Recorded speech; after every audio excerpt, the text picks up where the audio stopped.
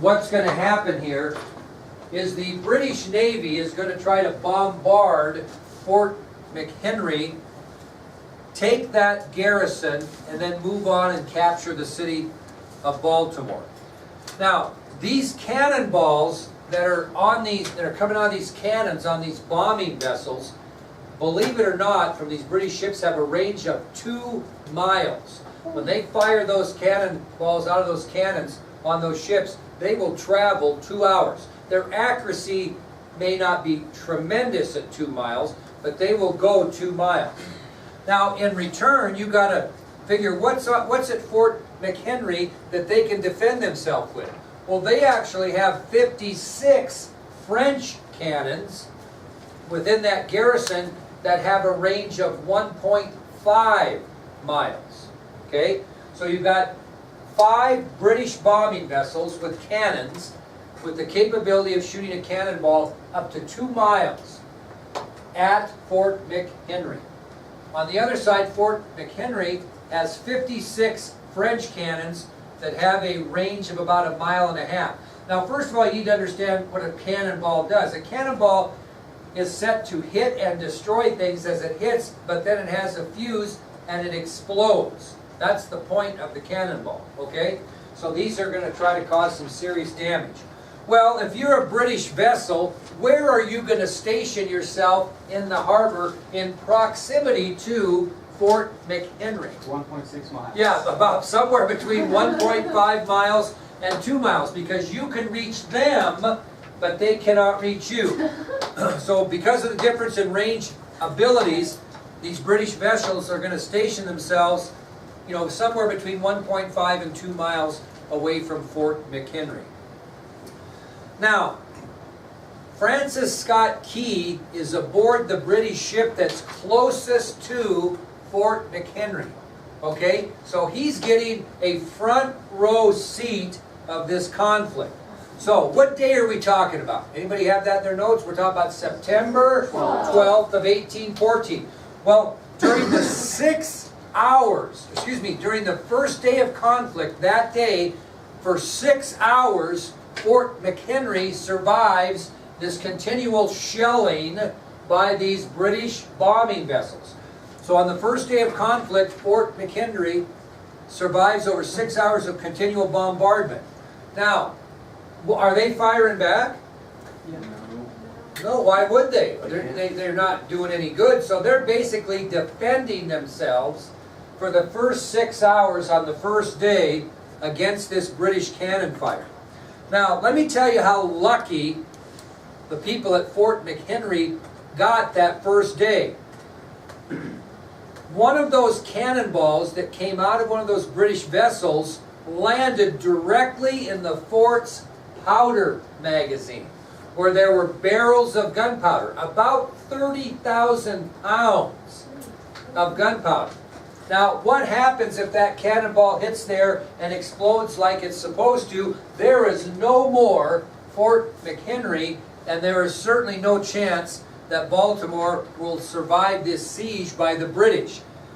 Well, George Armistead, the commander of Fort McHenry, is actually standing in that proximity and witnesses that cannonball hit in that powder magazine.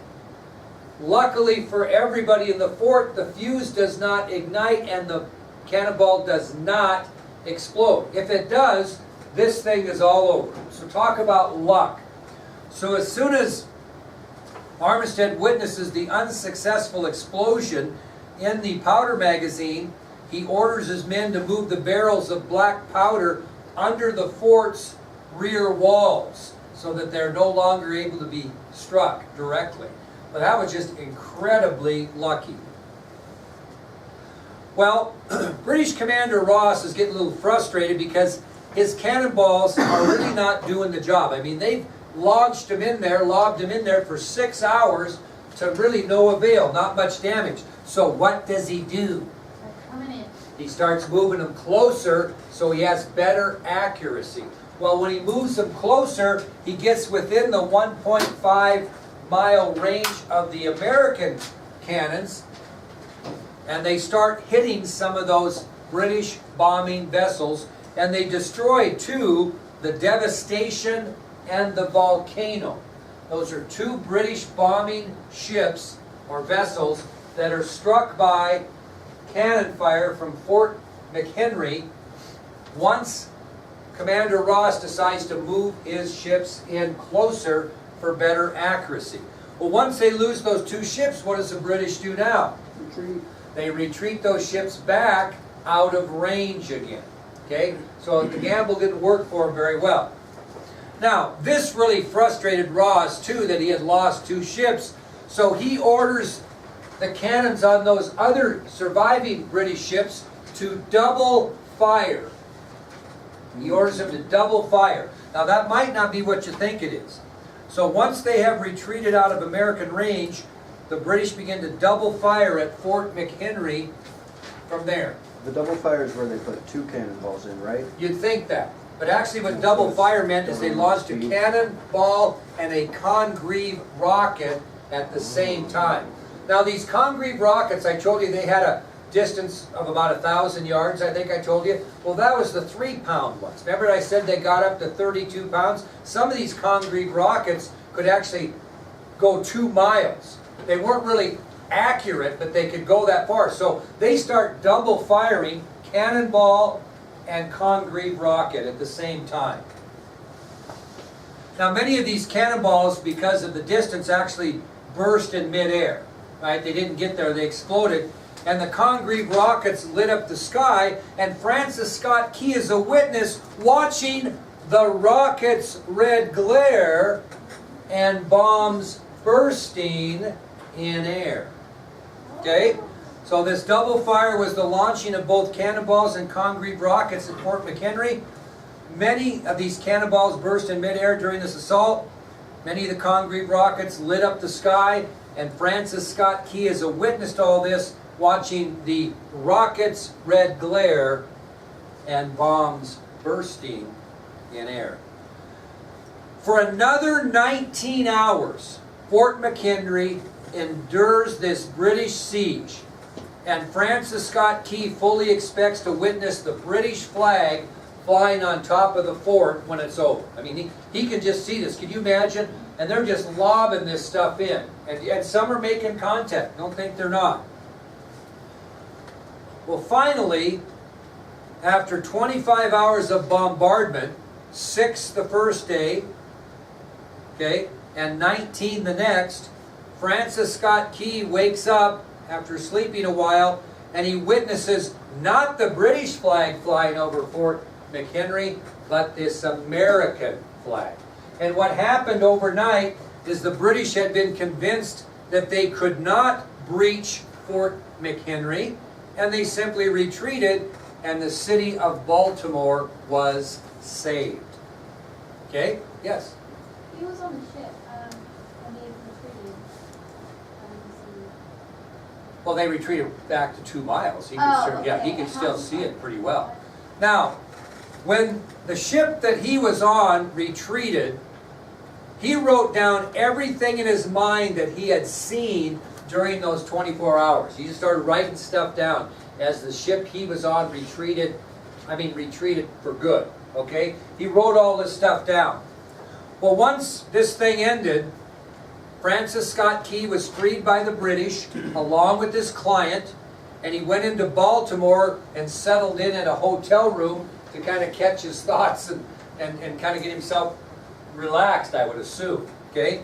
So after this thing ends, the British free him like they said they would. They free his client, and Francis Scott Key retires to a hotel room in Baltimore, and he begins to write down his earlier thoughts, and he kind of wrote them down in order. All these things that he was thinking about in his mind, okay? Well, the results of his thoughts and the remembrances on the events at Fort McHenry result in what we know today as the American Star-Spangled Banner. Yes. Now, to really show you how I care about your education, I'm going to give you a copy of this. Can we have Tyler sing it? What? Yeah. Well, just wait a second. You might be ruining my surprise. And by virtue... Oh, yeah. I'm going to sing. I'll tell you what, we're all going to sing in a ball game, and then we're going to charge to get out. I get it. Now, we have some singers in here, and we'll talk about that in a minute. But thanks to the discount counter at Walmart about 4 or 5 years ago, we will now listen. Now look, read the words.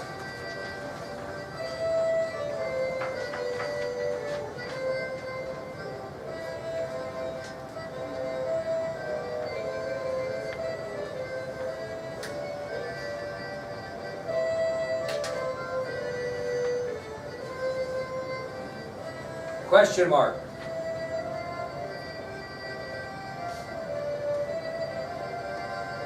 Gave proof through the night.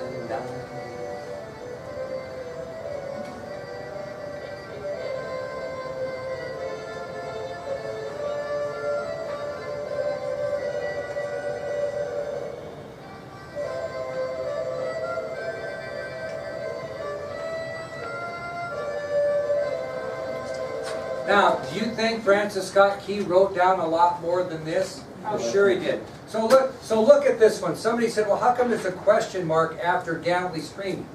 Oh, say, can you see? Can you see?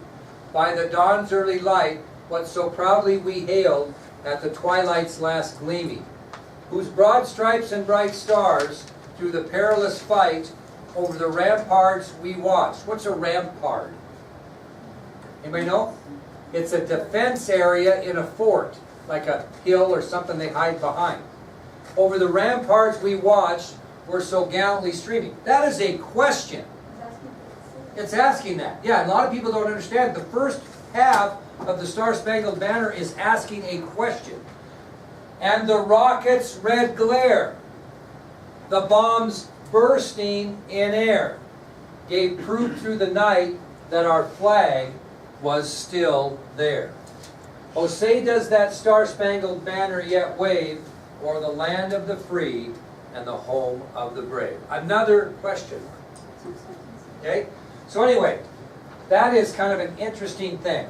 Now, ironically, the Star-Spangled Banner didn't become the national anthem until 1931. How about that? We didn't adopt it as our national anthem until 1931. That year, Congress passed a law that officially made the song the national anthem of the United States of America. Okay, we're going to watch a video now and the rest of this period, but I want you to keep your notebooks out and write down some things I didn't tell you.